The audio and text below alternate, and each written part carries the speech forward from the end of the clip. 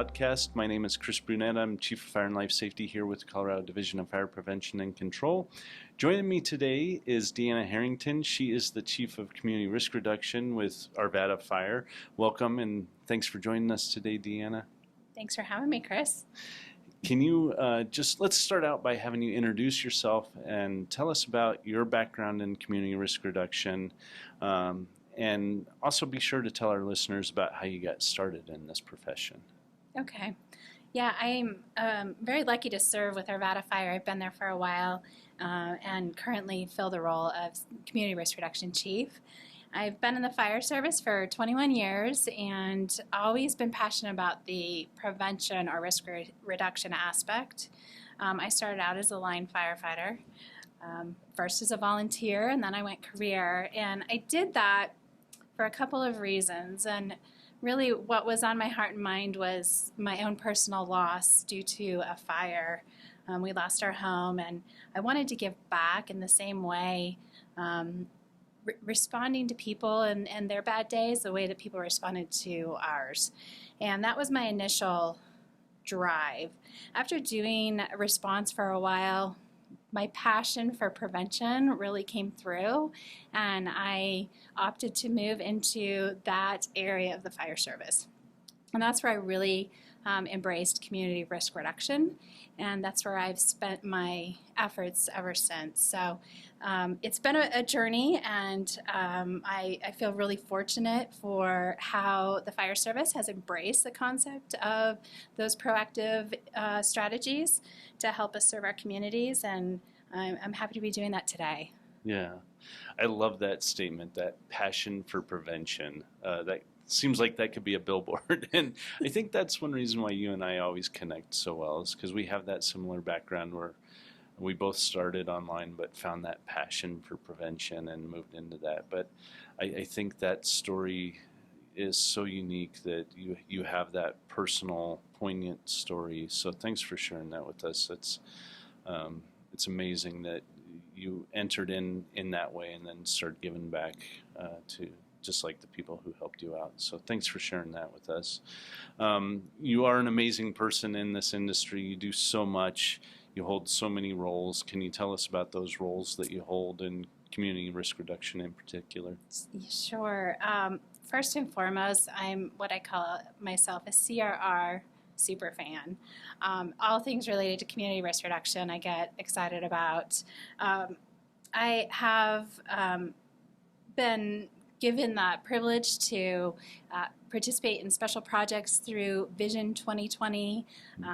They do all kinds of things in the name of community risk reduction, and that has been a hub for me learning all things about community risk reduction and networking over the years. That also led me to the National Fire Academy, where I not only was a student, but now have the privilege of also doing some instruction and curriculum development, which has been really a rewarding aspect, and I feel like at this stage of my career, a really nice way to give back to the fire service. So additionally, along with you, Chris, I get to serve on that executive committee for CRR Week. That was born out of us and networking with others that are also sharing that prevention passion, right?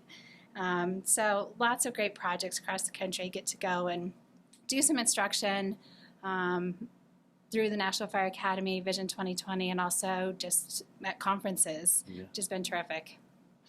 Well, and thanks for mentioning CRR Week. I'm going to take just a minute and digress because it is year number 5 for CRR Week. We are coming up for CRR Week 2024 is going to be our 5th year doing this. We're excited about it. We're focusing on engineering this year, so keep an eye on the website, crrweek.org.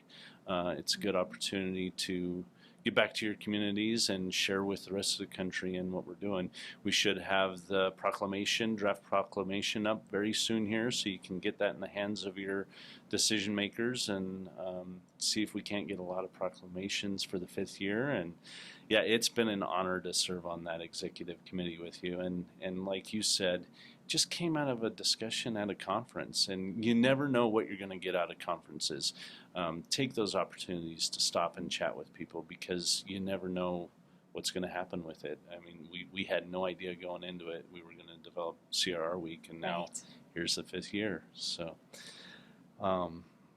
with that, some of our listeners might be thinking about, well, this CRR thing sounds pretty cool. How do I get into it? So what are some important skills and ability you look for in future community risk reduction professionals? So in finding personnel to work in community risk reduction, it's people that are creative, wanting to think outside the box. And in addition to our strategy that we're so skilled at in responding, using emergency response resources, also looking at proactive measures and strategies. And it takes a lot of creativity, for sure. With that, it requires some ability to analyze data and talk to people in order to identify where we need to put forth efforts and what strategies might work, and be willing to change those strategies so that you get the best bang for your buck and really have some kind of an impact in your community. So the thing, Chris, that you and I've talked about is that there isn't CRR school per se, right? Right. So we do an incredible job in having these robust fire academies, and our fire service is so skilled in doing firefighting work, and that's terrific, and it's necessary, and we always need to have that skill set. But of course, we're always hoping that we have fewer need for that by doing a little bit of prevention too. But we don't necessarily have the same school to go to in order to hone our skill set for community risk reduction. And so I think it's important to know ways to go about gaining that skill set. And so if you have a passion and an open mind and a desire to learn, that's really what I would look for in somebody that wants to, progress in being a CRR practitioner. Yeah. Well, and that kind of leads into, one of the big reasons why I wanted to have you on the podcast today is because you've really taken steps to set people up for success in this. You obviously are passionate, and you've put a lot of thought into this and about how we can help train up the next generation of CRR specialists. And with that, you shared with me this CRR toolbox that you've put together.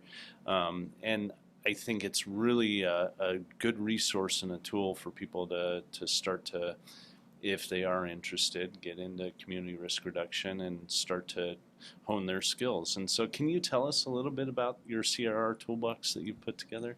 Of course.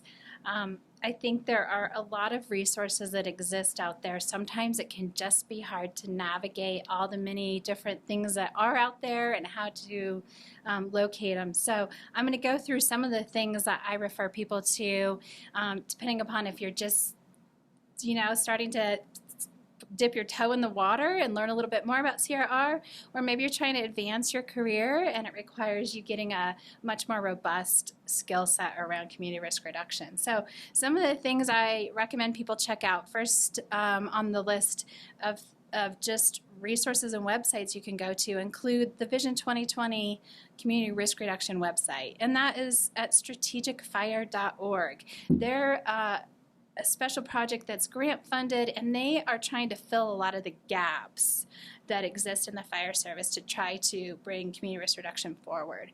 And there's lots and lots of resources there. Additionally, there's the United States Fire Administration. They have fire prevention and community risk reduction resources of all sorts, and that's usfa.fema.gov, and you can just look on there for community risk reduction. There's also a whole lot of resources through the National Fire Protection Association. One of the things I like to point out to people on there in particular is we call it the EMAC. So that's their Manual of Accurate Educational Messaging, which is really, I like to give that to our recruits and tell them that that's something, the closest I can probably give them to a CRR textbook so they understand the messages around prevention. And that you can find at nfpa.org. Other things that exist out there are standards you can always reference through the National Fire Protection Association. Standard 1300 is all about community risk assessment and community risk reduction plan development. And then, of course, in our other standards about training fire service personnel or anything related to fire prevention programming, there's NFPA 1452 and 1730. Some of the stuff I like to point out in there is that it's interwoven in there that all of our personnel delivers some community risk reduction. And so I think it's getting woven into the fabric of our fire service that we see this as an element that's really beneficial to our communities as well as our personnel in keeping people safe. So CRR courses that exist. The very first website I had referenced, strategicfire.org, there's an education tab on there. And they have worked with IFSTA Resource 1 for some online self-study courses. There's 7 different modules around CRR. They're short. You can go in and take one and come back later. So that's kind of a nice place to just get a good introduction. And then there's online self-study courses through the National Fire Academy, one about strategic community risk reduction and one about community risk assessment. Both of those, they take about 4 hours and they provide you with a certificate of completion at the end, which is kind of nice. And then of course, if you really want to dive in and get more information, there are those 6-day on-campus courses at the National Fire Academy that are free to anyone in the fire service. Your agency or you just have to provide the funds for a meal ticket, and everything else is covered for you to go back once a year. And there is a whole list of classes that could be taken back there to learn more. So those are some great resources. There's 2 other things I want to throw out there. One is what's called CRR Net, and that's an online forum for idea exchange. And again, that can be found on that Vision 2020 website. That's a great place where you can participate in this email group. And if you've got ideas, you want to learn more, you've got questions, you're looking for somebody who already has something in the way of a program that you would like to sponge and steal. I think in the fire service, few things are copyrighted, so we can share lots of ideas and not have to reinvent the wheel. That's a great place to go and join that CRR Net forum. And lastly, there's some books that I recommend to people. There's one that came out recently that's called the Community Risk Reduction Principles and Practices by Beverly Walker. You can get that through Amazon. That's really the latest book that's come out that gives you all the nuts and bolts about CRR. And then one that actually doesn't come from the fire service, but he really speaks about community risk reduction in the corporate world, and you can go through and just really readily apply it to the fire service. It's called Upstream by Heath. I think that one really helps us to understand how this concept is not unique to the fire service. It's being used, it's a process that's applied in other industries as well. And he really offers lots of really relevant examples in that book that is terrific. And then Jim Crawford, who I feel like is the father of community risk reduction in many ways. He's led so many great efforts, including being one of those that helped to form the Vision 2020 project. He wrote a book that he is currently working on a new edition of that is Fire Prevention, a Comprehensive Approach. And he really covers all of the elements of community risk reduction in that as well. So those are some of the things that I recommend if you want to learn more and really build that skill set in community risk reduction. Thank you so much. And again, this is Deanna Harrington with Arvada Fire, who's joining us today on Colorado Fire Podcast. And she's just gone over a community risk reduction toolbox that is very comprehensive, and it's a worthwhile listen if you have any interest in getting into community risk reduction, learning more about it, and maybe making it your profession. This is a good place to start. Deanna, thank you for sharing that with us. It's a very valuable resource, and I think people can get a lot out of it. I know I learned some things. I had no idea that this book, Upstream, The Quest to Solve Problems Before They Happen, by Dan Heath, was out there, and so I'm going to pick it up and read it. I'm an avid reader and always looking for new things to read, and sounds like a good one. So thank you for sharing that and all the other valuable tools that you did with us. Appreciate you joining us today. Do you have any closing thoughts for our listeners? Oh, thank you for having me, Chris. I'm always available as a resource if anybody ever wants to chat about community risk reduction. Of course, I welcome those conversations, and I'm happy to share this whole CRR toolbox with anyone that's interested. Great, and if you're okay with it, we'll put it up, post it with this podcast. That way people can access it and use it. And then we'll make sure to include your details. So being the excellent resource that you are and the professional that you are. I think we've learned a lot from you, so thank you. Thanks, Chris. Appreciate you being here.